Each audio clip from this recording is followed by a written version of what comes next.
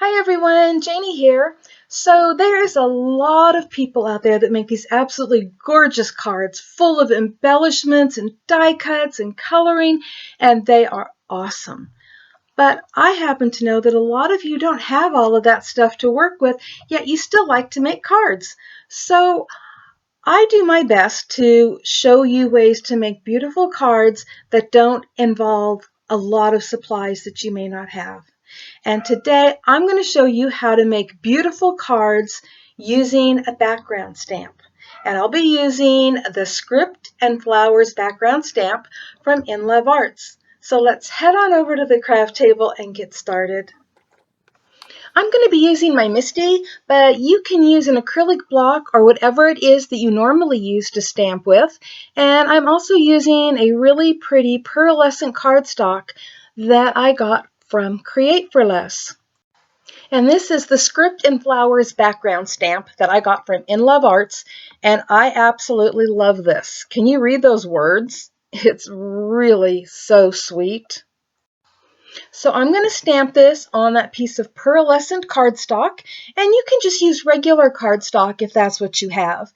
And I'm not putting any magnets down on this because it would get in the way, because I want the whole piece of cardstock to have this background stamp on it. And I have that paper behind it because, well, the ink is going to be over the entire stamp, and so it's going to go further than the piece of cardstock that I have, and I wanted to protect my Misty. So I'm just going to ink up that stamp really good, and then I'm going to stamp it, and it actually comes out beautiful on here, as you will see. And when I stamp with my Misty, I like to rub on the top of it there to make sure that the stamp is getting good contact with the paper or cardstock or whatever I'm using. And there we go. Let's take a look at it. Isn't that just gorgeous? I love it. So the next thing I did was I colored in the flowers, and I colored a pink that would match the pink cardstock that I'm using, and I used my Spectrum Noir markers, but you can use watercolors, colored pencils, whatever it is you have on hand that you like to color with. Now this next thing I'm going to show you is a trick you can use if you don't have the right size cardstock. So I didn't in the pink that I wanted, so I cut it in half because I'm going to be putting that other strip right across the middle, and you are never going to know that these two pieces of cardstock did not match up in the middle, or that it wasn't one whole piece of cardstock. And this is also a great cardstock saver if you don't want to waste any and you just kind of want to get the most out of your cardstock that you can. If you haven't noticed, I sped this up a little bit so that we can get on to the next step, because you really don't need to sit here and watch me gluing cardstock this whole time. So now it's time to glue the stamped piece across the center, and yes, there is stamping on the back where I had made a mistake, but guess what? No one is ever going to see it, and that is the magic of crafting. Okay, I'm just going to speed this up again for you, and then we will get on to the next step. So I decided to use this cute lace bow die set that I got from InLoveArts. And if you don't have a Cuttlebug or a Big Shot or other die cutting machine, you don't have to do this, obviously.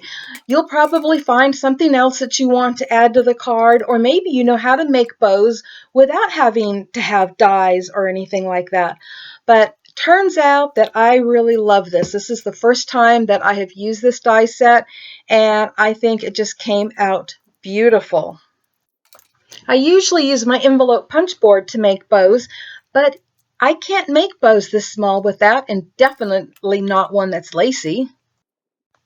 Before putting it together, I decided to use a pencil to help round the edges, but I've never made a bow this small before, and so the pencil helped, but not completely. And you'll see a little bit later where I do a different technique to help make the bow a little bit more rounded.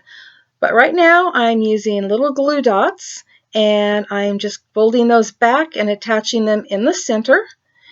And then after that, I will use more glue dots to attach it to the bottom part of the bow. As you can see, I pretty much flattened out the bow while I was putting it together, but this is where a pin comes in handy, and I'm just sticking it there in the end, kind of rounding out the bow a little bit more before I add the centerpiece that wraps around. And to be honest, that centerpiece was a little bit of a struggle for me, so I may or may not use that next time, but it really does look cute with it, so I think I'll just have to learn how to get better at putting it on there. Isn't that just adorable?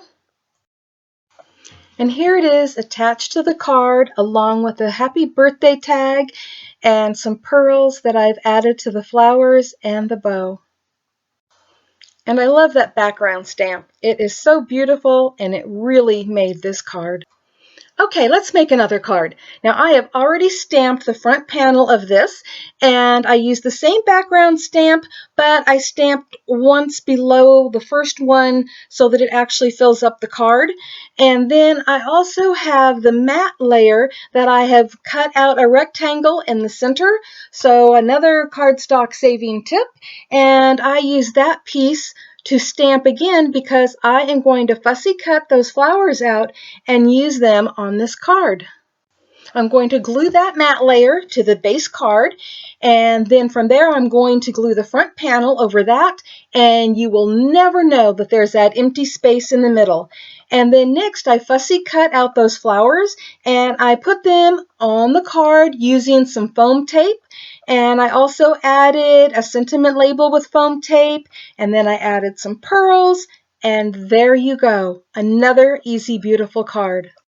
I'm sure you can come up with some beautiful ideas of your own.